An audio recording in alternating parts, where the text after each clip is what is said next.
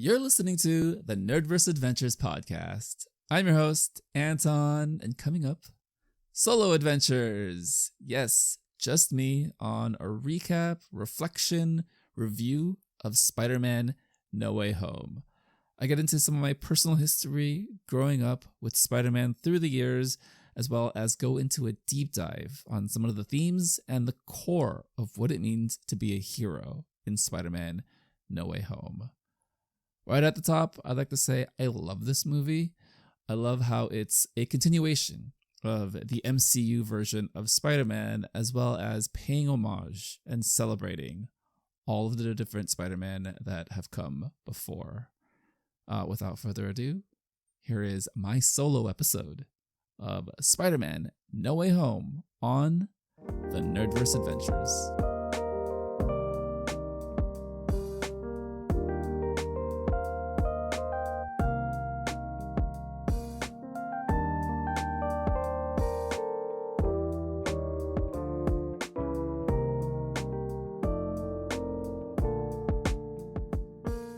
Welcome to the Spider-Man No Way Home review. Just a heads up, this is a full spoiler discussion, so if you haven't seen it, go watch it, and then come right back. Alright, you good? Alright, let's get into it. Spider-Man No Way Home, the third movie in the MCU Spider-Man trilogy, directed by John Watts, written by Chris McKenna and Eric Sommers. I said this in the intro, but it bears repeating. I love this movie. I think this is a great continuation of this version of Spider-Man, teenage Spider-Man coming of age, going into college, and having those trials and tribulations of figuring out yourself while having the pressures of growing up, and also paying homage to the Spider-Man that have come before. And leaving the theater, it got me to really think about my personal history with Spider-Man and my origin story with Spider-Man. So, my introduction to the character, to the world of Marvel and comic books and superheroes was the 90s animated Spider-Man series. Looking back on it today, it's an excellent series. All of it is on Disney Plus, and it's a collection of Spider-Man's greatest hits. It's all of Spider-Man's stories up until that point, kind of summarized in an animated series, but very accessible to kids. And, this is before the internet. This is before streaming or on demand. So I had to actually sit down and watch all 60 episodes. I somehow did. I was somehow able to kind of piece together the entirety of all the series, whether that was through reruns or trying to watch them as they aired. But it really gave me a clear picture of all of Spider-Man's stories, all the way up until the 90s. So you got the introduction with getting bit by the spider, Uncle Ben, Aunt May, Mary Jane, Gwen Stacy, Norman Osborn, Harry Osborn, Dr. Octopus, Kraven the Hunter. Excellent story. Probably one of my favorite heroes that has yet to be realized. And then we go into the symbiote. So we have Venom, Carnage, and then the mystical, interdimensional magic of Madam Web was the ending. And it left me on a cliffhanger because I wanted more. I wanted more Spider-Man. I knew he was a comic book character, but I didn't know how to find those stories. I was probably 6 or 7 years old, and I absolutely loved everything I was getting, but I just didn't understand, this type of storytelling yet, or where to find it, or even how to ask the question of what Spider-Man comic book should I be reading. Even if I went to a comic book shop, I don't know how to approach the clerk and, sift through the boxes and bins of comic books. But thankfully, my cousin, shout out to PJ, he collected the Flare Ultra Marvel collectible cards for Spider-Man. I think he had almost the entire set. So they're numbered sequentially, and the art is beautiful. And it tells a story of Spider-Man throughout various timelines, right? Whether that was specifically through the 616 universe or any other expanded universe or any other alternate version. The art explained the story, and then on the back there was a description of Spider-Man and that period and that story. Some of the cards were linked, where it told a continuous story across 2, 3, 4, 5, 6 cards, um, and that was how I filled in the gaps of Spider-Man's story. Whether that was Peter Parker's origin, or that was Cosmic Spider-Man, or that was Spider-Man when he died. I think when Craven killed him and he came back to life. And then Maximum Carnage. That was my first introduction to the expanded Carnage storyline that they didn't really touch on they touched on it, but they didn't go into further detail in the animated series. And I wanted more. So much so that I eventually did play the Maximum Carnage Nintendo video game. It's a side scroller. It's fantastically outdated, but it's an amazing game where you're web slinging, you're playing along with Venom, and yeah, I mean to me it's kind of the evolution of accessibility, right? Where in the 90s, I didn't have the internet, I didn't have Wikipedia, I wasn't able to piece together these stories. I only had my imagination. So I kind of grew up with Spider-Man and trying to figure out why this character is so meaningful. And I ultimately did. Seeing how it's a story of a person who, is very intellectual, but also doesn't have the same advantages of other heroes at the time. Batman was the other animated series that was extremely popular and that I loved, but it was a rich billionaire who was much older than me. So he had access to everything. Whereas Spider-Man, he legitimately lived in poverty throughout the majority of the iterations of Spider-Man throughout history. And it showed Spider-Man from college to his mid-20s. And that's something a little bit closer related to what I could be going through. Even though it was still 10 to 15 years younger from that point, it's still a little bit more tangible, right? And so, in the 2000s, we got Sam Raimi's Spider-Man with Tobey Maguire, and it was a magical experience getting to see web swinging and fighting villains and all of these intricate stories that I only remembered from all of the past forms now realized on the big screen. And it meant a lot to me. It meant a lot to be able to have those movies executed the way they were, and to kind of live on in history as this cinematic marvel, pardon the pun, the cinematic experience where now we're starting to see superheroes come to life and represent something more than just characters on a page, characters in print. We're finally able to share what we love about superheroes, the lessons behind superheroes, to the masses, to people who wouldn't normally, wouldn't normally pick up a comic book. I think that's important, to really show heroics and to kind of perpetuate what it means to do good. Doing good is not easy, and Spider-Man kind of represented that for me, and I hope represented that for so many other people, so many millions of people who eventually watched those movies. Fast forward to No Way Home, and the evolution of the comic book movie, the superhero movie over the past 20 years, all done through Disney Marvel, serialized storytelling, and where we are today. And I can honestly say this theater experience of seeing Spider-Man, this version of Spider-Man with a full crowd, with genuine shock and awe, audible gasp and cheers to every moment, it was special. Because everyone comes into Spider-Man with their own personal histories and journeys, and knowledge bases to the character. And again, it's not to say that my knowledge base makes me more superior than anyone else. It just means that I lived with it in a different way. That doesn't mean those lessons can't be taken away from Spider-Man, as well as the enjoyment of just seeing these fantastical characters brought to life on screen.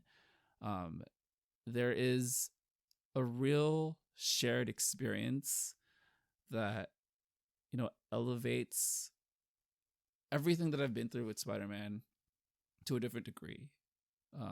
Something as small as laughing at the same joke that's connected through the Marvel Cinematic Universe, to the genuine surprise of seeing Dr. Octopus, Green Goblin back on screen, played by the original characters. Shout out to Sony and Disney for making that happen in a full crowd. No, I honestly could never have imagined that being a kid. I know it's a pretty it's a story that I'm sure a lot of people have heard in the past, but I did grow up in the era of nerd culture, comic books, Star Wars, fantasy novels not being so readily accepted. And it was a challenge to find stories, to find people to talk to, and bringing it up with just the normal person, either being afraid to get bullied, kind of the way that they show it on TV and movies, or just simply quietly consuming these stories on my own. And now I get to share it with everyone else. The cynic in me says that other people can't appreciate it the same way I did because they didn't go through the hardships. But the optimist in me says there is a net positive in showcasing superheroics, what it means to be a hero, what it means to be a good guy, to a world that needs it. The world today absolutely needs this form of positivity. And this always brings me back to the interviews that Kevin Feige has given over the course of his time being the head guy at Disney Marvel Disney, that these stories are about the hero.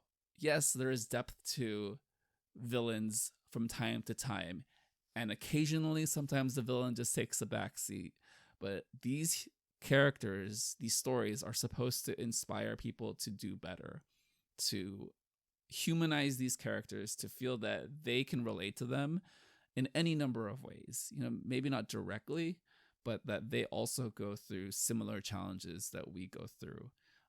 They just happen to have superpowers or super abilities or connections to magic that allow them to do extraordinary things.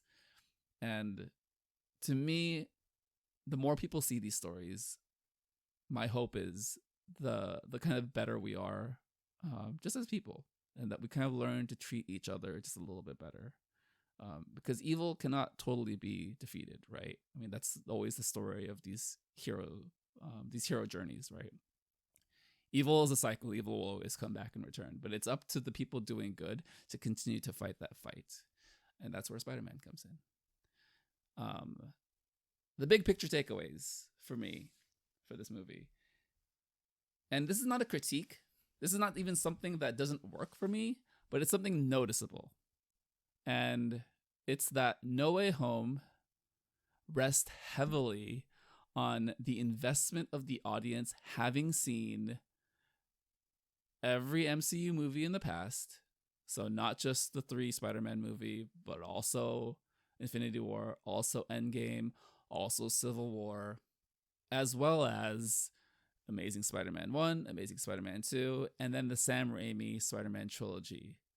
And even to a lesser degree into the Spider-Verse, there are some homages and allusions to those stories and characters, but it's a bit of a hurdle that audience members have to go over to get the full experience, right? Again, I don't think it's a bad thing. I just think it's a lot to get the full experience. For me, it works because I have picked up on everything and I've watched all the movies, and I've taken meticulous mental notes of how it all connects, and my brain's already been trained to do that since I was 7 years old, trying to piece together storylines in comic books and comics. But yeah, I think that's probably the smallest hurdle of the movie, that I think, again, not a critique, but kind of something I noticed. The one critique I do have about the movie that didn't particularly work for me was because of the fact that it's so connected to the MCU, and Doctor Strange was very much part of the advertisement. The amount of time we spent in the mirror dimension was a bit long. I understood the point. I understood that it's Spider-Man using his brain, not his power, to solve the problem, right? I mean, he talks about geometry and math as a way to kind of figure out how to essentially defeat Doctor Strange in his own world, which is pretty cool. Ultimately, the concept is amazing, but it's a lot of stimulation, like almost uh, an overload of visual CGI stuff, right? So I think that was probably the only thing that I would have um, that didn't particularly completely work for me. As far as my favorite things and the things that worked for me and worked for me exceptionally well are just this version of Spider-Man, right? Where he is a teenager. Everything from Homecoming, Far From Home, No Way Home is a coming of age story. Is a teenager trying to figure out how he fits in the world, how his body is literally changing through puberty, but then also wrestling with relationships and various dynamics in his life, whether that's friendships, having a girlfriend, um, conflict between a parent figure and Aunt May, and then Aunt May, being in a relationship and what that's like, and then ultimately capped off by the pressure of trying to be successful into the future, having a career for yourself, going to college, and what that all means while wrestling being a superhero and having just saved the universe in the previous movie. So, I mean, I love the layers of conflict, but it ultimately boils down to Peter Parker not having any of it figured out, being incredibly awkward, whether that's socially or problem solving, being a genius and in figuring it out, but all balanced with this insecurity of being a teenager, right? And I think that probably is my favorite element of all of these Spider-Man movies, and done so really well here in this movie. And I think that plays really well with the pacing and the pacing choices throughout the movie.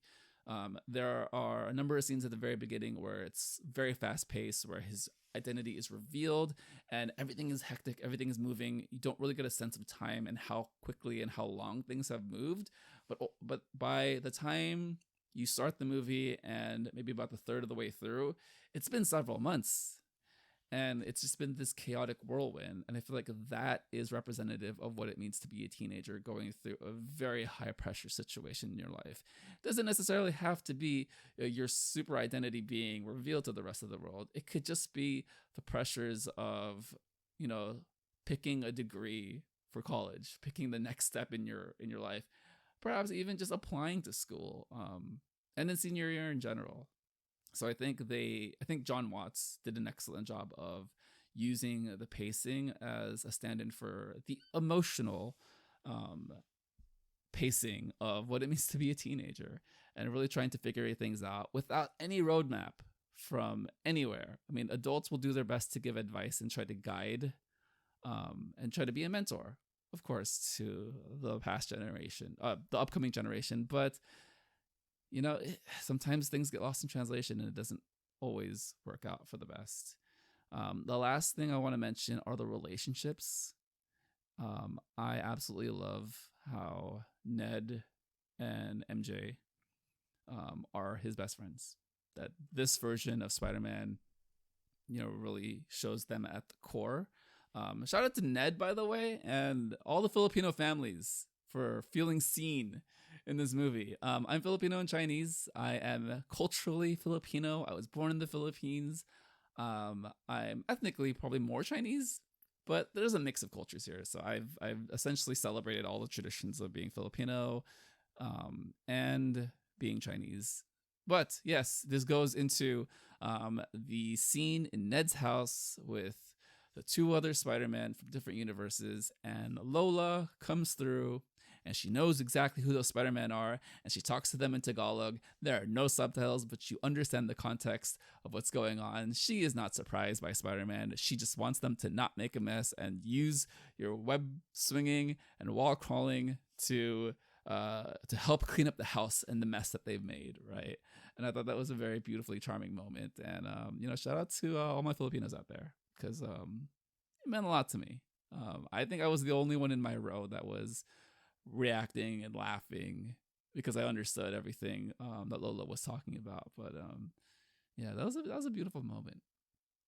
To kind of further Ned, and it expands further into the different iterations of Spider-Man.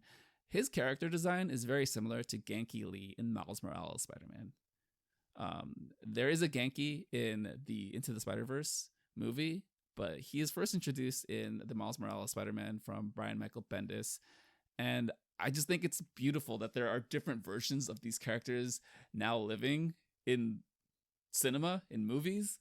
And it was just funny that exchange between him and Tobey Maguire, Peter Parker, saying, "Is there a version of me in your universe? Am I a best friend?" And the first thing that came to my mind was Genki. But then, of course, he alludes to Harry, James Franco being his best friend, but also wanting to kill him. So I just think there's a lot of meta interplay in this movie that's just so brilliantly weaved in for the nerds like me. Again, probably goes over the head of the majority of people, but I think it doesn't take away from the core of trying to discover who you are as a person by looking up at people who have done it in the past. And I think that is the salient lesson to be had in a lot of those exchanges, right? Lastly, I do want to talk about MJ by Zendaya. She is this edgy, weirdo hipster kid. I absolutely love it. It's a different take on the romantic partner of Peter Parker, but they do allude to Mary Jane, and they do talk about Gwen Stacy. And I just love that we can have a different version of MJ. And now it's been recognized that Mary Jane and Gwen Stacy also live in a version of the multiverse, right? Because ultimately there are an infinite number of universes, infinite number of possibilities of ourselves, of a combination of influences in our life that help fundamentally establish who we are. And that definitely leads into this movie, in the sense that Peter Parker fundamentally is who he is, regardless of circumstance and situation. But all of them play a very specific role in this version of Peter Parker that we're getting, whether that's Tom Holland in the MCU, whether that's Amazing Spider-Man Andrew Garfield, or whether that's the OG Tobey Maguire. All of those relationships play an extremely important role in shaping who he is, and it's up to Peter Parker himself to learn those lessons and then apply it to what it means to be a hero. All right, let's move on now to themes. Some of the themes in the story that really stuck out to me, that I think help me establishes the fundamental nature of who Spider-Man is through a different lens that we have yet to see.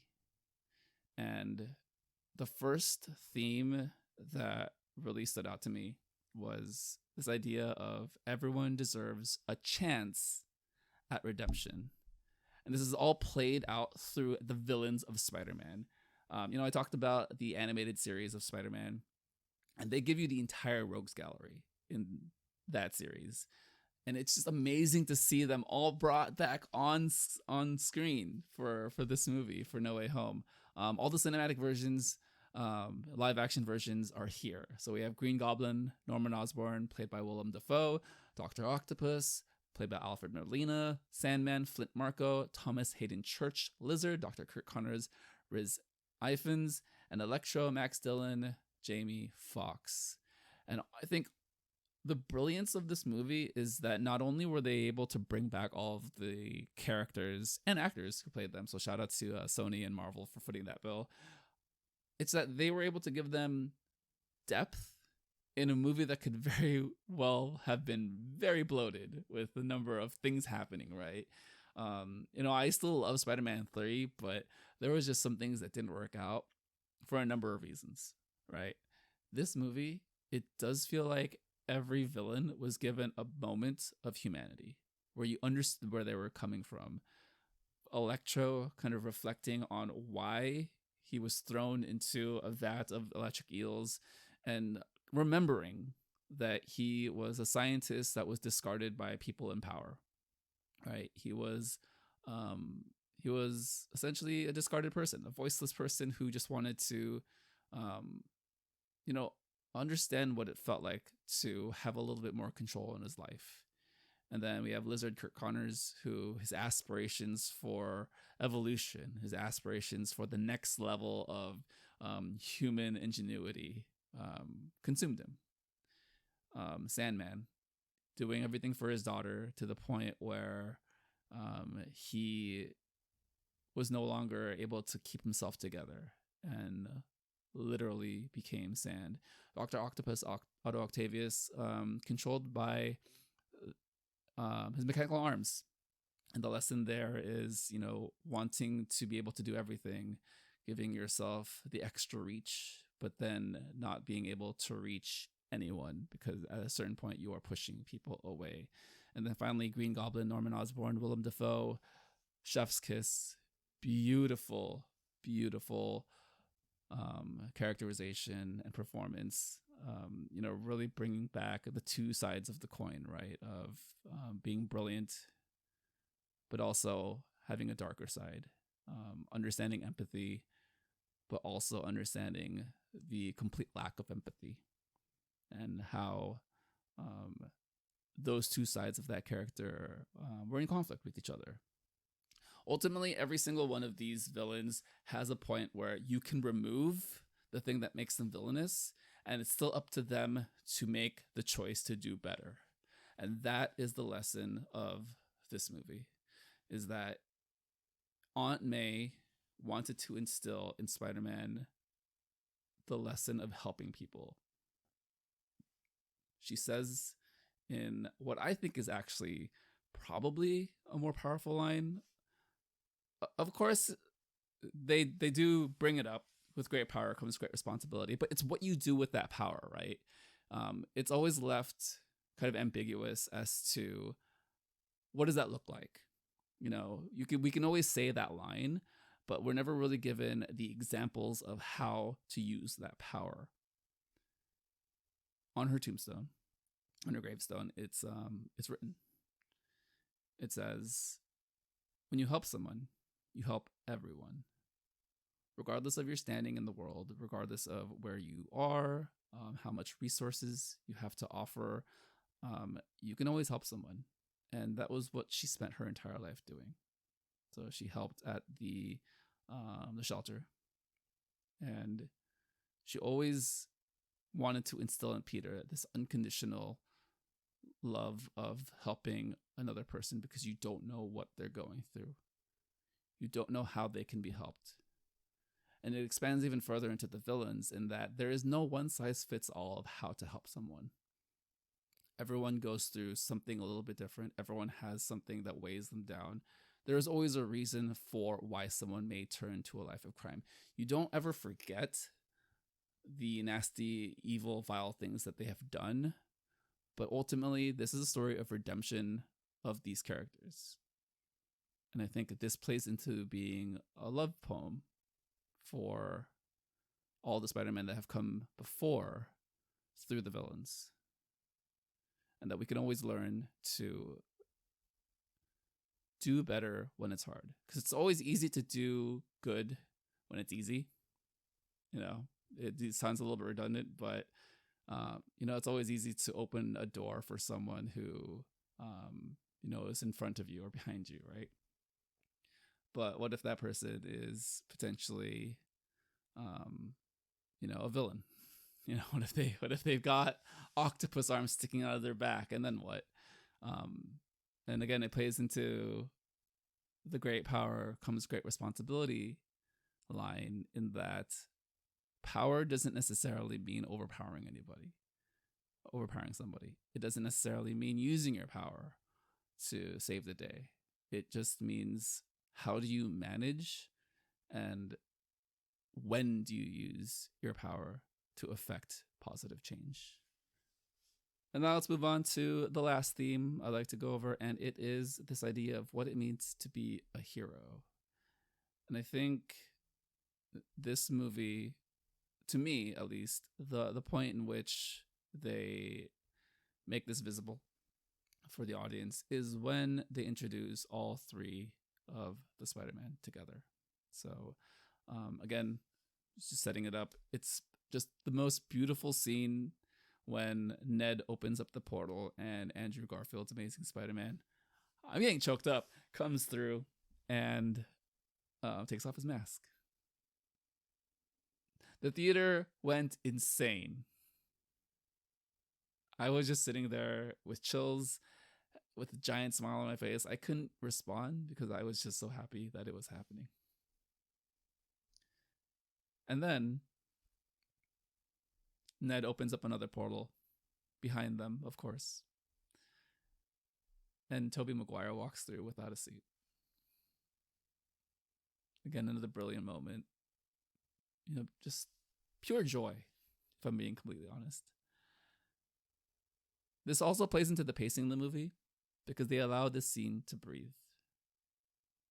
There is so much time spent on the two different Spider-Men talking to each other, but also talking to MJ and Ned about the lessons they've learned along the way and how they know they need to help Peter because they understand where Peter is in his life because of the things that they've been through.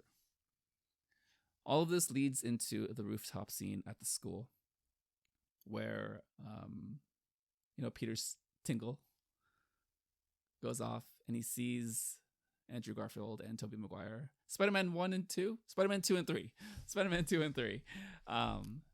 And they have the discussion where now Peter is alone. Aunt May has just been killed by the Green Goblin and he's lost. He has no family, even though he has MJ and Ned. He doesn't know what to do. He's a kid. He's a lost kid. Can you imagine being 17 and now the adult figures in your life have all passed away? Aunt May being his most stable, but let's remember, Tony Stark was a very important figure in his life, and he's no longer there either. So in superhero, fantastical Marvel fashion, the best way for Peter to learn the lessons for himself are from himself, from versions of himself that have experienced different forms of loss and tragedy. The lessons of the Andrew Garfield Amazing Spider-Man were just so brilliant in that those are lessons that I feel like I connected to most. That is a little bit older Spider-Man. He is in his mid-20s. I think he's after, it's after his college years. And he does talk about losing Gwen and how he was consumed by revenge, that he, in his efforts to do better, to do good, he forgot the purpose of why he has this power. And he doesn't specifically go into the details, but it can be derived that he is a vigilante who maybe is a little bit more brutal, a little bit more violent than other versions of Spider-Man, to cover up a lot of the pain that haunts him from not being able to save Gwen. But again, it's in that moment that he comes to the realization that you can't save everyone, but you still do the best you can. And it plays into this idea of giving people a chance at redemption. You can't save everyone, but you have to give them a chance to save themselves or to be saved. And then we have Tobey Maguire and Spider-Man, who's a little bit older, a little bit wiser, talks about his mistakes. And it's this beautiful full circle moment where if you were a teenager watching his Spider-Man in theaters, you're closer to his age now in your own life. And, we've always had a lot of people, speaking in generalities, have had the same moment of what would I want to tell myself when I was a teenager today? If I had the chance to tell my teenage self a lesson to be learned in the future, what would I want to tell them? And, it's this very heartfelt exchange of, this is not what your Aunt May would have wanted. Remember what she would have wanted. Remember what she instilled in you. And it's to help people. And I think that is ultimately what it means to be heroic. it it's kind of shown more at the end of the movie, but Spider-Man is in poverty. He is not well off. It just kind of seems that way because the entirety of the Marvel Cinematic Universe Spider-Man is that he has a relationship with Tony Stark. He gets this amazing suit. He does have access to a number of things, but we never really get the weight of what it means for him to not know where his next meal is coming from, to not know how much money they have to go to school. And that's kind of where the charm of Spider-Man is, where he does things that are challenging for most people, where he could very easily take advantage of his power and his abilities to give himself a better life, but that's not what a hero would do. A hero would help people first, especially a hero with extraordinary, exceptional, amazing powers. And to me, that is what this movie represents. It's that you are a hero not when it's easy. You're a hero when it's hard. And you're a hero not to advance yourself in the world. You're a hero despite of all that. It ties into the grand, I guess, scheme of the entire movie, where ultimately he wants to be forgotten that he's a hero, right? And I think that is very Spider-Man. He doesn't want the notoriety. He doesn't want to be known that he's the person saving the day. He wants to be the friendly neighborhood Spider-Man. And I think that right there is what it ultimately means to be a hero. Some closing thoughts. There are a lot of allusions to different Spider-Man over the years. I will say it's amazing seeing the suits relived again. The Tobey Maguire suit, classic. The Amazing Spider-Man suit, I love the design of the eyes. I think that's the thing that always stuck out to me the most. The design of the eyes, a little bit darker of suits, and then also the joke of you make your own webs. No, the webs kind of shoot out of my arms. You get a web block. I think the humor in that is very indicative of the humor of the entire movie. It's just all very fun and light, and amazing. Again, they do touch on a bit of Miles Morales. So Electro has the exchange with Amazing Spider-Man Andrew Garfield, and when he takes off his mask, and he tells him, "I thought you were black because you're a kid saving the day in the streets. Maybe one day there'll be a black Spider-Man." Well, there is. And hopefully we get that version. We get more of Miles Morales. We are going to get more of Miles Morales into the Spider-Verse sequels, but you never know. You never know about the live action Miles Morales. So I'm hopeful. This is a moment of the movie where it hit me very personally because of kind of my history with Spider-Man, and I am a hopeless romantic at heart, and Gwen Stacy is a very important figure in Spider-Man's history, the central love interest in Amazing Spider-Man, and Andrew Garfield's character does talk about his relationship with Gwen and what that means to him, and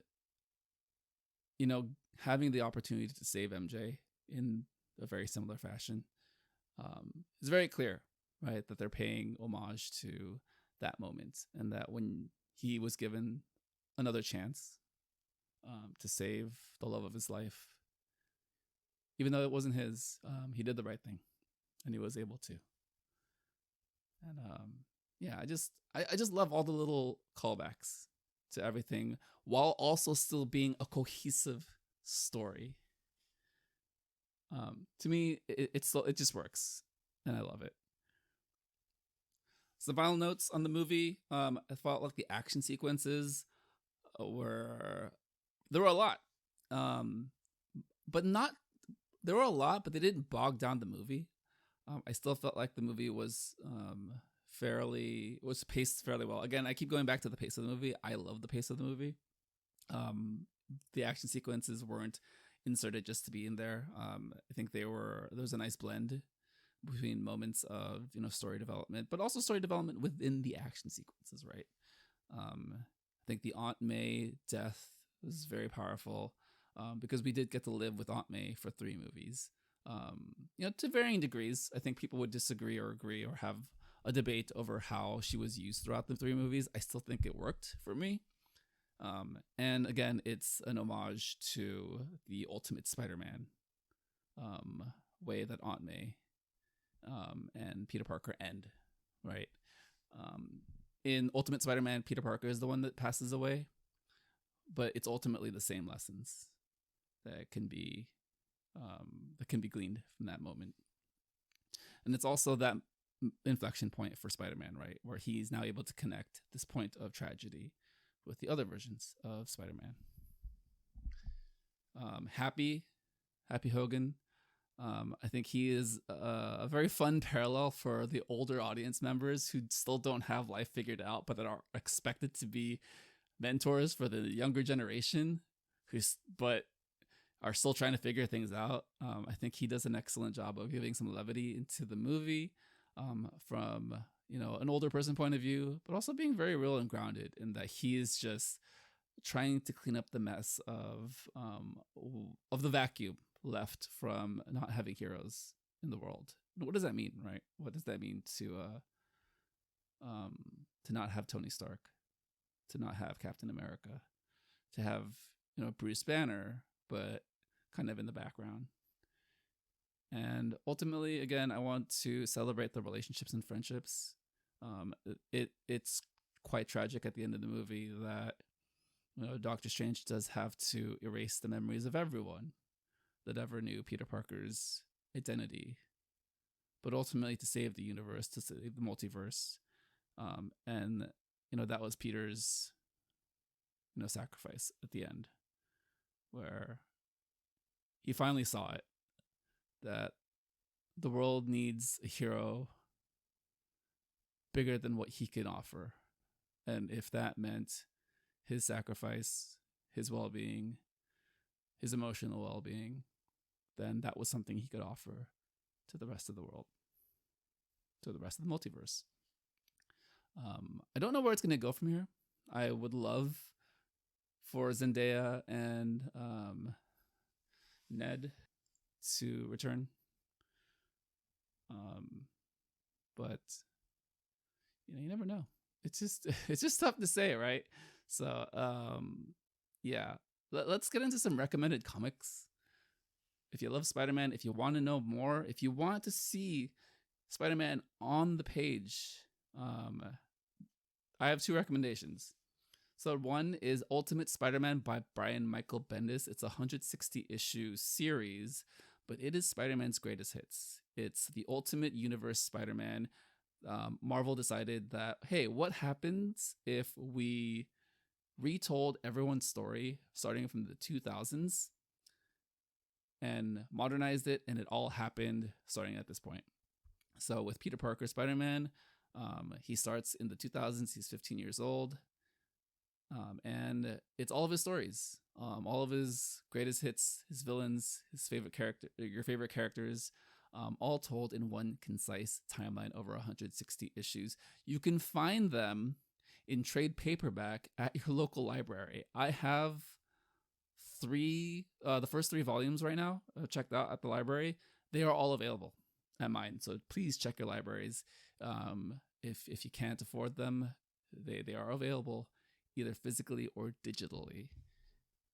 My second recommendation is Spider-Man Blue, written by Jeff Loeb and art by Tim Sale. It's a 6-issue storyline, so it's a little bit short. It's a lot shorter. This is a true love story. This is a little bit older Peter Parker reflecting on his romance, his first love with Gwen Stacy.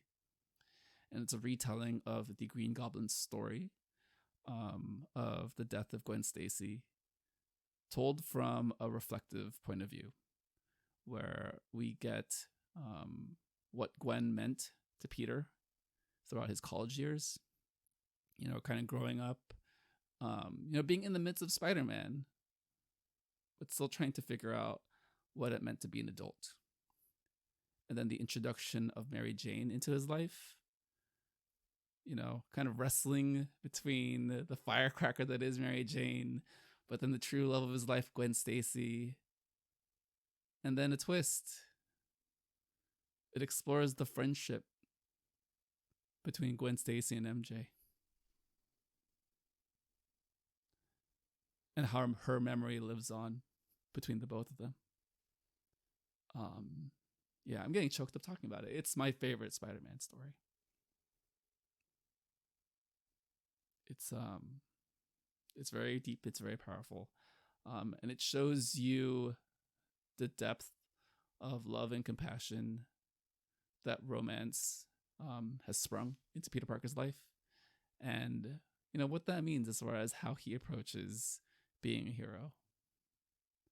And I think it's one of the most beautiful stories that I've ever experienced. And I absolutely love it. So, yeah, check out those stories. That one is on Comixology. I could not find that at the library, unfortunately, but it is available on Comixology. You can do a 30-day free trial through your Amazon Prime. So if you just want to read it. This is not a paid sponsorship, but I would love to. So Amazon, hit me up. Yeah, it is on Comixology for free. Comixology is also a very inexpensive way to read unlimited comic books. So that is also another option. But yeah, that was my Spider-Man No Way Home review, recap, reflection. I hope you all enjoyed it. It got kind of emotional there at the end, but that's what Spider-Man does to me. I have lived with this character for the majority of my life. I've come of age at different points in my life very similarly to Peter Parker. And, I do want to thank Stan Lee for bringing this character to life, showing that, heroes don't always have to be, well off. They don't have to be these muscular, brawny, superpowered individuals. They can just be your normal, nerdy kid growing up who just happens to have extraordinary powers, who is just trying to get by, but ultimately is your friendly neighborhood Spider-Man. So thank you, everyone, for listening to the Nerdverse Adventures podcast. Follow on Spotify, Apple Podcasts, or wherever you listen to podcasts. And find the show on Twitter, Instagram, and TikTok at Nerdverse Adventures. This is Anton, and this has been the Nerdverse Adventures.